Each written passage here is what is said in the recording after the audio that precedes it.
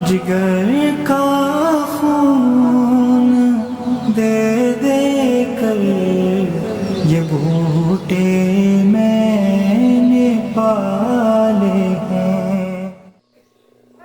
ناظرین السلام علیکم ورحمۃ اللہ وبرکاتہ۔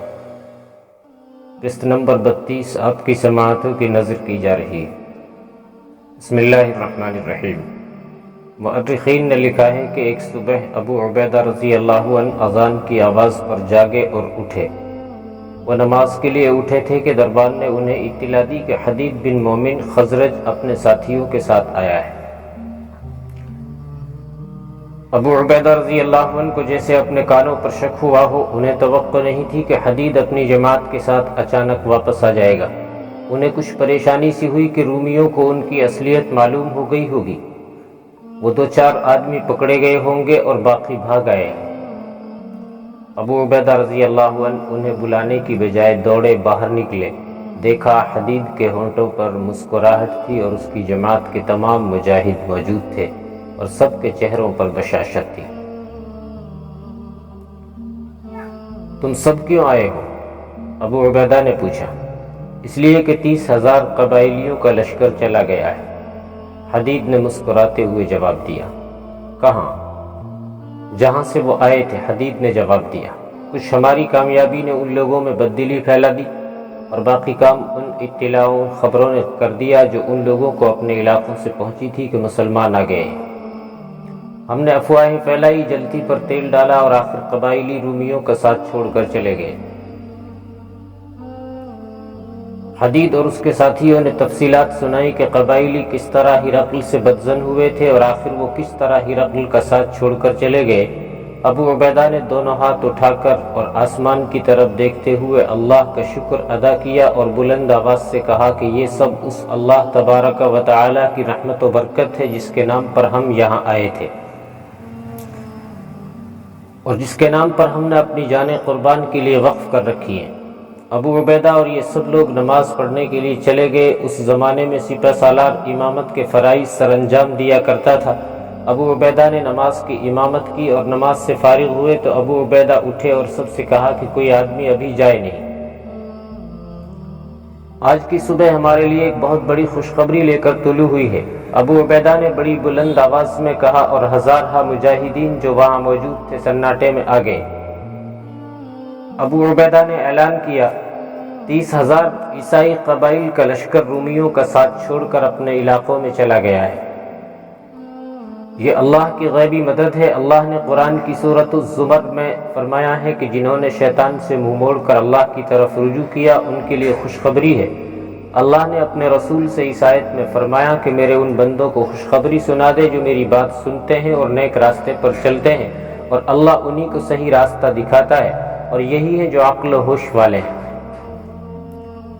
اللہ کے یہ بندے تم ہو جنہیں اللہ نے آج خوشخبری بھیجی ہے کہ الجزیرہ کے قبائلیوں کو وہ 30,000 کا لشکر جو ہمارے لیے ایک بہت بڑا خطرہ بن گیا تھا، رومیوں کا ساتھ چھوڑ کر ان سے بدظن ہو کر چلا گیا ہے اور پیچھے روم کی تھوڑی سی فوج رہ گئی ہے۔ یہ فوج تم سے پہلے ہی خوف زدہ ہے اور اس فوج میں اتنا دم خم نہیں کہ تمہارے سامنے ایک دن بھی ٹھہر سکے۔ نعرہ تکبیر!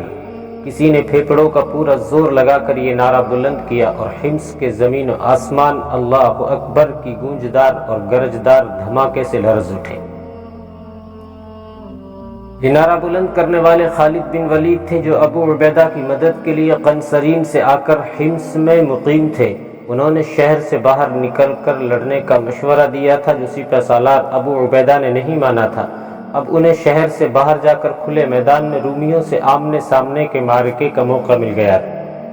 مجاہدین اسلام ابو عبیدہ بڑی پرجوش آواز میں کہہ رہے تھے، انشاءاللہ یہ معرکہ شام کا آخری معرکہ ہوگا۔ جس طرح عراق کی سرزمین زرتشت کے پجاریوں سے پاک ہو گئی، اسی طرح شام سے رومی ہمیشہ کے لیے چلے جائیں گے اور یہ زمین بھی پاک ہو جائے گی۔ مجھے یہ کہنے کی ضرورت تو نہیں ہے، لیکن ایک بار پھر یاد دلانا ضروری سمجھتا ہوں، ہم نے یہ ملک اس لیے فتح نہیں کیا کہ یہاں حکمرانی کریں یا یہاں کے بادشاہ بن کر بیٹھیں گے، بلکہ ہمارا مقصد اور ایمان یہ ہے کہ یہاں اللہ کی حکمرانی قائم کریں گے۔ یہ بھی سن لو کہ ملک فتح کرنے پر ہی ہمارا کام ختم نہیں ہو جاتا، بلکہ اصل کام اس کے بعد شروع ہوتا ہے۔ یہ کام ہے لوگوں کے دلوں پر فتح حاصل کرنا اور ان کے دلوں سے غلامی کا احساس مٹا کر انہیں وہ تکریم و تعظیم دینا جو اللہ نے اپنے بندوں کو عطا کی ہے۔ لیکن ابھی اپنے آپ کو فاتح نہ سمجھ لینا، کیونکہ دشمن ابھی یہاں موجود ہے۔ جب تک دشمن اپنے خون میں ڈوب نہ جائے اور اپنے گھوڑوں کی اڑائی ہوئی گرد میں گم نہ ہو جائے، اپنے آپ کو فاتح نہ سمجھنا۔ اللہ نے معجزہ دکھا کر ہمارے دشمن کو 30,000 کے لشکر سے محروم کر دیا ہے۔ ہمیں یقین ملا ہے کہ اس کی ذات باری ہمارے ساتھ ہے۔ امیر المؤمنین بھی کمک لے کر آ رہے ہیں اور قعقاع بن عمرو ہماری مدد کے لیے 4,000 گھڑ سوار لے کر پہنچنے ہی والے ہیں۔ اب فوراً حملے کی تیاری کرو، ضروری ہدایات اور دیگر باتیں تمہیں سالار بتا دیں گے۔ مجاہدین کے اس لشکر کی جذباتی اور جسمانی کیفیت ایسی ہو گئی جیسے ان میں نئی روح پھونک دی گئی ہو۔ وہ ہمت اور حوصلہ ہارنے والے نہیں تھے۔ انہوں نے ہر میدان قلیل تعداد سے فتح کیا تھا اور کئی گنا زیادہ طاقتور دشمن کو تہ تیغ کیا تھا، لیکن یہاں ایسی صورتحال پیدا ہو گئی تھی کہ پریشانی کے آثار سپہ سالار کے چہرے پر بھی نظر آنے لگے تھے۔ وہ محاصرے میں آ کر لڑنے کے لیے تیار تھے، لیکن اب اپنے سپہ سالار سے یہ خوشخبری سنی تو وہ بند کلیوں کی طرح کھل اٹھے۔ ابو عبیدہ اور خالد بن ولید رضی اللہ عنہما نے حملے کا پلان تیار کر لیا اور اپنے لشکر کو فوری تیاری کا حکم دے دیا۔ بزنطیہ میں ہرقل کے ہاں تو ماتم والی فضا بن گئی تھی۔ وہ عیسائی قبائلیوں کو روکنے میں بری طرح ناکام ہوا تھا۔ اس کا اپنا جو جاسوسی نظام تھا، اس سے اسے اپنی فوج کے متعلق بڑی مایوس کن رپورٹیں مل رہی تھی۔ قبائلیوں کے چلے جانے سے ہرقل اتنا مایوس نہیں ہوا جتنی مایوسی اس کی فوج پر طاری ہو گئی تھی۔ مایوسی تو طاری ہونی ہی تھی۔ فوج کی یہ نفری جو اس وقت بزنطیہ میں تھی، یہ ہرقل کی بچی کھچی فوج تھی۔ ان فوجیوں نے اپنے ہزارہ ساتھیوں کو مسلمانوں کے ہاتھوں کٹتے دیکھا تھا۔ انہوں نے یہ بھی دیکھا تھا کہ ان کے اپنے گھڑ سوار اپنے پیادہ سپاہیوں کو گھوڑوں تلے کچل کر پسپا ہوئے تھے۔ 3 مورخوں کے مطابق اس وقت تک شام کی جنگ میں ہرقل کے تقریباً 90,000 فوجی مارے جا چکے تھے اور زخمیوں کا کوئی شمار ہی نہ تھا۔ صحیح سلامت گھوڑے جو مسلمانوں کے ہاتھ آئے، ان کی تعداد ہزاروں تھی۔ ہرقل اپنے بیٹے قسطنطین کے ساتھ وہاں گیا جہاں اس کی فوج خیمہ زن تھی اور جس نے حمص کو محاصرے میں لینا تھا۔ یہ فوج دور دور تک پھیلی ہوئی تھی۔ اسے ایک جگہ اکٹھا کیا گیا اور ہرقل نے اپنے فوجیوں کا حوصلہ بڑھانے کے لیے بڑی جوشیلی تقریر کی، لیکن اس نے دیکھا کہ اس کے فوجی یوں چپ چاپ اور بے حس و حرکت سن رہے ہیں جیسے ان کے جسم بے جان ہو چکے ہوں۔ یہ فوج تو ہرقل کو اپنے قریب دیکھ کر نعرہ لگایا کرتی تھی، لیکن اب اس فوج کا یہ عالم تھا کہ ہرقل جس قدر جوش و خروش سے بات کرتا تھا، اس کی فوج اتنی ہی مردہ ہوتی چلی جا رہی تھی۔ کسی نے رسمی طور پر بھی نعرہ نہ لگایا۔ ہرقل بغیر لڑے پسپا نہیں ہونا چاہتا تھا۔ اس نے اپنی اس فوج میں جان ڈالنے کے لیے ایک اور حربہ آزمایا۔ تم ارض روم کے شیر ہو، ہرقل نے بازو ہوا میں لہرا کر کہا۔ تم روم کی عزت اور آن کے محافظ ہو۔ تم نے اس ملک پر حکومت کی ہے۔ مرد میدان اپنی ملکیت اور اپنی بادشاہی آسانی سے دشمن کے حوالے نہیں کیا کرتے۔ اگر تم اس میدان میں جم گئے تو یہ ملک شام پھر تمہارا ہوگا۔ میرے جاسوسوں نے اطلاع دی ہے کہ مسلمان حمص سے باہر آ کر ہم سے لڑیں گے۔ میں یہی چاہتا تھا کہ وہ قلعہ بند شہر کی دیواروں سے باہر آ جائیں، اور پھر مجھے پورا یقین ہے کہ تم انہیں بھاگنے نہیں دو گے، کاٹ کر پھینک دو گے۔ میں نے فیصلہ کیا ہے کہ تم میں سے ہر سپاہی کو خالص سونے کا ایک ایک ٹکڑا دوں گا۔ تم میں سے جو زیادہ بہادری سے لڑیں گے انہیں الگ انعام دیا جائے گا جو اسے مالا مال کر دے گا۔ یہ بھی سن لو کہ جو بزدلی دکھائے گا اور بھاگے گا اسے زندہ جلا دیا جائے گا۔ میں انعام دینے میں ایسی فیاضی کروں گا کہ تم حیران رہ جاؤ گے۔ اب عقل کی اس اندھی فوج میں کچھ حرکت نظر آنے لگی اور سپاہیوں نے ایک دوسرے کی طرف دیکھا جیسے ہرقل کو خراج تحسین پیش کر رہے ہوں۔ یہ فوج تنخواہ دار تھی۔ ہر سپاہی کے پیش نظر 2 چیزیں رہتی تھیں، ایک تنخواہ اور دوسرے مال غنیمت۔ اس فوج کو مال غنیمت کہاں سے ملتا؟ یہ تو ہر میدان سے بھاگی ہوئی فوج تھی۔ جانیں بچانا ہی ان کے لیے بہت بڑی غنیمت تھی۔ ہرقل کی تقریب میں جوش بڑھتا ہی جا رہا تھا۔ اس نے دیکھا کہ سپاہیوں میں کچھ ہلچل پیدا ہو گئی ہے، تو اس نے کہا کہ حمص سونے اور چاندی کے خزانوں کا شہر ہے، اس شہر کو فتح کر لو اور یہ خزانے تمہارے ہوں گے۔ مال غنیمت اتنا زیادہ اور اتنا قیمتی ہے کہ دیکھ کر حیران رہ جاؤ گے۔ اس شہر میں انتہائی حسین لڑکیاں اتنی زیادہ تعداد میں ہیں کہ ہر سپاہی کے حصے میں ایک لڑکی ہوگی، اور جو سپاہی کسی بھی لڑکی کو ساتھ لے آئے گا وہ اسی کی ملکیت رہے گی۔ اب تو صاف نظر آنے لگا کہ اس رومی فوج میں زندگی لوٹ آئی ہے۔ ہرقل نے فوج کو بتایا کہ حمص میں مسلمانوں کی فوج بہت ہی کم ہے، جو ایک دن بھی مقابلہ نہیں کر سکے گی۔ 2-3 جرنیل فوج کے پیچھے گھوڑوں پر سوار تھے۔ ان جرنیلوں میں ایک انتھونیس تھا، جس کے پہلو میں ایک اور گھڑ سوار تھا، وہ یوکلس تھا۔ ہرقل نے یوکلس کی ماں سے کہا تھا کہ وہ یوکلس کو جرنیل بنا رہا ہے، لیکن اسے عملی تجربے کی ضرورت ہے۔ یوکلس کی ماں تو خوش ہو گئی تھی اور یوکلس بھی خوش تھا، لیکن ماں بیٹا جان نہ سکے کہ ہرقل اور اس کے بیٹے قسطنطین نے یہ انتظام یوکلس کو مروانے کے لیے کیا تھا۔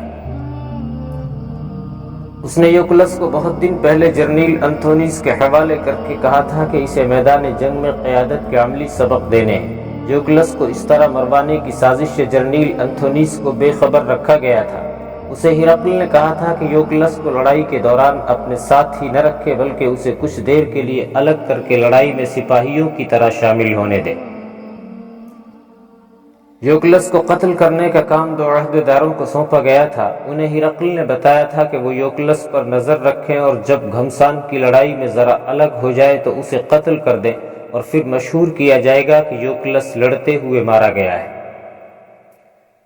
ان عہدیداروں سے یہ بھی کہا گیا تھا کہ یہ قتل انتھونیس کے سامنے نہ ہو۔ یوکلس کو پہلی بار میدان جنگ میں آنے کا موقع ملا تھا۔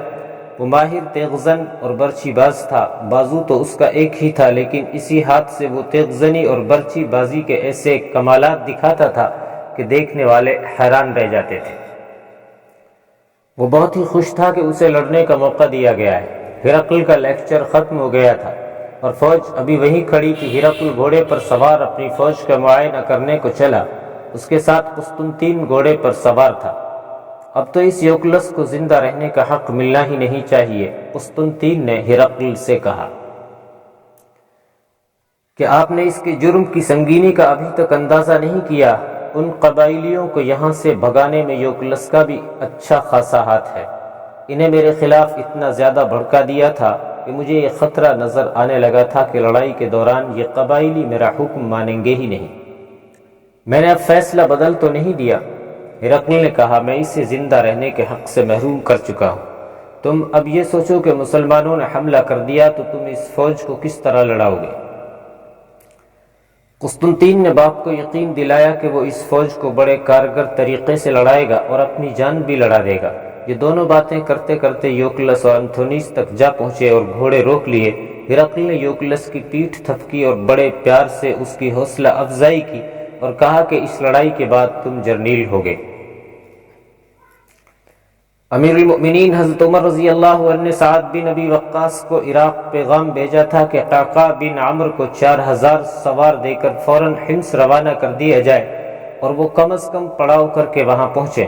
قعقاع پہلے کسرائے ایران کی فوجوں کے خلاف لڑے تھے اور انہیں شکست دینے میں بہت شہرت حاصل کی تھی۔ ان کی تیز رفتاری تو خاص طور پر مشہور تھی۔ اب بھی وہ حمص کو اسی تیز رفتاری سے جا رہے تھے، لیکن فاصلہ اتنا زیادہ تھا کہ ابھی منزل تک نہیں پہنچے تھے۔ حمص میں ابو عبیدہ کو پیغام مل گیا تھا کہ قعقاع ان کے ساتھ 4000 گھڑ سوار کے ساتھ پہنچ رہے ہیں، لیکن ابو عبیدہ نے ان کا انتظار نہ کیا، کیونکہ انہوں نے خالد بن ولید سے مشورہ کر کے فیصلہ کیا تھا کہ رومیوں کی اس فوج پر فوراً حملہ کر دیا جائے۔ ان دونوں سالاروں نے یہ سوچا تھا کہ یہ فوج اور ہرقل خود بھی صدمے کی حالت میں ہوں گے کہ وہ 30,000 قبائلی لشکر سے محروم ہو گئے ہیں۔ دوسری سوچ یہ آئی تھی کہ اس فوج کو اتنی مہلت نہ دی جائے کہ بزنطیہ جا کر قلعہ بند ہو جائے، محاصرے کی جنگ لمبی ہو سکتی تھی۔ سالار اس علاقے سے واقف نہیں تھے جس میں ہرقل کی فوج موجود تھی۔ سپہ سالار ابو عبیدہ نے حدید کو بلایا۔ حدید تو اس علاقے میں رہ کر آیا تھا، اس لیے وہاں کے خد و خال سے ہی نہیں بلکہ چپے چپے سے واقف تھا۔ اس نے سپہ سالار کو وہاں کی زمین نہایت اچھی طرح سمجھا دی۔ وہ علاقہ میدانی نہیں پہاڑی اور جنگلاتی تھا۔ حملے اور لڑائی کا پلان اس کے مطابق بنایا گیا۔ اسی روز پیش قدمی کا حکم دے دیا گیا۔ حدید اپنے 2-3 ساتھیوں کے ساتھ ہراول دستے کے ساتھ گائیڈ کے طور پر گیا۔ ادھر ہرقل اور قسطنطین ابھی فیصلہ نہیں کر سکے تھے کہ فوج کو یہیں رہنے دیں یا بزنطیہ بلا کر قلعہ بند ہو جائے۔ یقین کے ساتھ نہیں کہا جا سکتا کہ انہیں ایسی توقع تھی یا نہیں کہ مسلمان پیش قدمی کریں گے یا حمص میں ہی اس انتظار میں رہیں گے کہ رومی فوج حملہ کرے۔ تاریخ سے اتنا پتہ چلتا ہے کہ ہرقل بری طرح بوکھلایا ہوا تھا اور تذبذب کے عالم میں تھا۔ اپنی فوج کو بہرحال اس نے ہر وقت تیار رہنے کا حکم دے رکھا تھا۔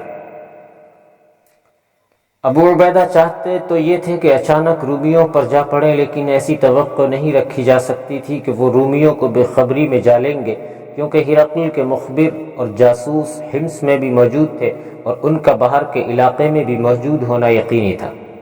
ابو عبیدہ نے اپنے لشکر کو 3 حصوں میں تقسیم کر دیا تھا۔ ایک حصے کو سیدھا جانا تھا اور 2 حصوں کو دائیں اور بائیں دور دور نکل جانا تھا، اور دشمن کو یہ تاثر دینا تھا کہ حملہ آور فوج یہی ہے جو سامنے سے آ رہی ہے۔ ابو عبیدہ اس درمیان والے حصے کے ساتھ تھے۔ اس حصے کی پیش قدمی کی رفتار کم رکھی گئی تاکہ دائیں اور بائیں والے حصے اپنے اپنے مقام تک پہنچ جائیں اور پھر سامنے سے حملہ کیا جائے۔ ان پہلوؤں والے دستوں کو دور کا چکر کاٹ کر جانا تھا۔ فاصلہ اتنا زیادہ نہیں تھا کہ پیش قدمی میں دن ہی گزر جاتا۔ فجر کی نماز کے بعد چلا ہوا لشکر اس وقت لڑائی کے مقام پر پہنچ گیا جب سورج سر پر آ رہا تھا۔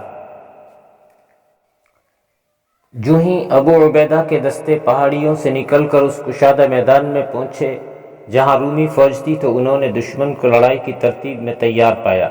اس سے ظاہر ہوتا تھا کہ ہرقل کو پہلے ہی اطلاع مل چکی تھی۔ ہرقل خود میدان جنگ میں نہیں تھا، کمان اس کے بیٹے قسطنطین کے ہاتھ میں تھی۔ مسلمانوں کے لشکر کو دیکھ کر اس نے بڑے ہی پرجوش لہجے میں اپنی فوج کو للکارا اور کہا کہ وہ دیکھو تمہارا دشمن کتنی تھوڑی تعداد میں ہے اور تم اسے آسانی سے کاٹ دو گے۔ اس کے ساتھ ہی قسطنطین نے اپنی فوج کو دائیں بائیں اور زیادہ پھیلا دیا۔ اس زمانے کا ایک دستور یہ بھی تھا کہ لڑائی شروع ہونے سے پہلے دونوں طرفوں سے ایک دوسرے کو للکارا جاتا تھا کہ ہمارے ایک بہادر کے مقابلے میں اپنا کوئی بہادر ماہر نکالو۔ اس طرح دونوں طرفوں سے ایک ایک آدمی دونوں فوجوں کے درمیان جا کر مقابلہ کرتے تھے، جو ایک کے مارے جانے تک جاری رہتا تھا۔ عموماً خالد بن ولید ایسے کئی مقابلے لڑ چکے تھے اور ان انفرادی مقابلوں میں انہوں نے رومیوں کے کئی جرنیل ہلاک کیے تھے، لیکن اس لڑائی میں ایسا کوئی مقابلہ نہ ہوا۔ ابو عبیدہ نے آمنے سامنے کے حملے کا حکم دے دیا اور مجاہدین نعرہ تکبیر کی گرج کے ساتھ پورے جوش و خروش سے دشمن کی طرف بڑھے۔ چند منٹوں میں ہی دونوں فوجیں گتھم گتھا ہو گئیں۔ رومیوں کا جرنیل انتھونیس یوکلس کے ساتھ ایک پہلو پر تھا۔ وہ اس طرح یوکلس کو ہر بات بتا رہا تھا جس طرح استاذ اپنے شاگرد کو سبق دیا کرتا ہے۔ چونکہ وہ جرنیل تھا اس لیے سپاہیوں کی طرح لڑ نہیں رہا تھا بلکہ لڑا رہا تھا۔ اس کے اور یوکلس کے ہاتھ میں تلواریں تھیں اور گھمسان کی لڑائی ان تک پہنچ رہی تھی۔ یوکلس آگے بڑھ کر لڑنا چاہتا تھا لیکن انتھونیس اسے آگے نہیں جانے دے رہا تھا۔ وہ یوکلس کو پیترے اور لڑائی کے داؤ پیچ بتا رہا تھا۔ رومی فوج جم کر لڑ رہی تھی۔ وہ تو بددل اور کم حوصلہ فوج تھی کیونکہ اس پر مسلمانوں کی دہشت پہلے ہی طاری تھی۔ توقع نہیں تھی کہ رومی سپاہی اس طرح لڑیں گے، لیکن وہ شاید اس خیال سے جم گئے تھے کہ مسلمانوں کی تعداد خاصی تھوڑی تھی۔ قسطنطین اپنی اس فوج کو بڑی اچھی طرح کنٹرول کر رہا تھا اور فوج کو دائیں بائیں اس طرح پھیلانے کی کوشش میں تھا کہ پہلوؤں سے مسلمانوں پر حملہ کیا جائے۔ اس کے مطابق ابو عبیدہ مجاہدین کو بھی پھیلاتے چلے جا رہے تھے۔ اس طرح گھمسان کی یہ لڑائی وہاں تک جا پہنچی جہاں انتھونیس اور یوکلس تھے۔ انتھونیس لڑائی میں الجھ گیا اور اس کی توجہ یوکلس سے ہٹ گئی۔ وہ دیکھ نہ سکا کہ یوکلس جوانی کے جوش میں بھول گیا تھا کہ وہ جرنیل تو نہیں لیکن جرنیلی حیثیت کا آدمی ہے۔ وہ تیغ زنی کے جوہر آزمانا چاہتا تھا۔ وہ ایک ہی ہاتھ سے لڑ رہا تھا اور گھوڑے کی لگام اپنے منہ میں لے رکھی تھی۔ یہی اس کا کمال تھا کہ وہ گھوڑے کو بھی اپنے قابو میں رکھے ہوئے تھا اور لڑ بھی رہا تھا۔ انتھونیس نے دائیں بائیں دیکھا، اسے یوکلس اپنے ساتھ نظر نہ آیا۔ وہ پریشان ہو گیا، پریشان بھی اتنا کہ وہ لڑائی کو بھول گیا اور یوکلس کو ڈھونڈنے لگا۔ یوکلس جلد ہی اسے نظر آ گیا اور انتھونیس نے گھوڑا اس کی طرف دوڑا دیا۔ انتھونیس نے دیکھا کہ 2 مسلمان گھڑ سوار 2-3 رومی گھڑ سواروں کے تعاقب میں گھوڑے دوڑاتے یوکلس کے قریب سے گزر گئے تھے۔ یوکلس نے اپنا گھوڑا ان کے پیچھے ڈال دیا۔ انتھونیس فوراً اس تک پہنچ کر اسے روکنا اور اپنے ساتھ رکھنا چاہتا تھا۔ اس نے دیکھا کہ 2 رومی گھڑ سوار یوکلس کے پیچھے جا رہے تھے۔ انتھونیس نے یہ عجیب منظر بھی دیکھا کہ قسطنطین اس طرف آ گیا تھا اور اس نے ایک جگہ گھوڑا روک لیا تھا۔ وہ اس فوج کا کمانڈر تھا اور اسے اس وقت فوج کے پیچھے یا درمیان میں ہونا چاہیے تھا۔ اس کے ساتھ ایک سوار علم بردار تھا اور صرف 2 محافظ تھے۔ وہ یوکلس کو مسلمان سواروں کے پیچھے جاتا دیکھ رہا تھا۔ ایک رومی سوار یوکلس کے قریب ہو گیا اور تلوار اس طرح بلند کی جیسے یوکلس کو مارنا چاہتا ہو۔ انتھونیس ان کے بالکل قریب پہنچ گیا تھا۔ اس نے جب دیکھا کہ اپنا ہی ایک سوار یوکلس کو تلوار مارنے لگا ہے تو انتھونیس نے گھوڑا اور تیز کر کے تلوار اس طرح اس رومی سوار کی پیٹھ میں اتار دی جس طرح برچھی ماری جاتی ہے۔ ایک اور رومی سوار یوکلس کے گھوڑے کے دوسرے پہلو پر تھا لیکن ذرا آگے تھا۔ انتھونیس نے دیکھا کہ وہ اپنا گھوڑا یوکلس کے گھوڑے کے ساتھ کر کے اسے روکنے کی کوشش میں تھا۔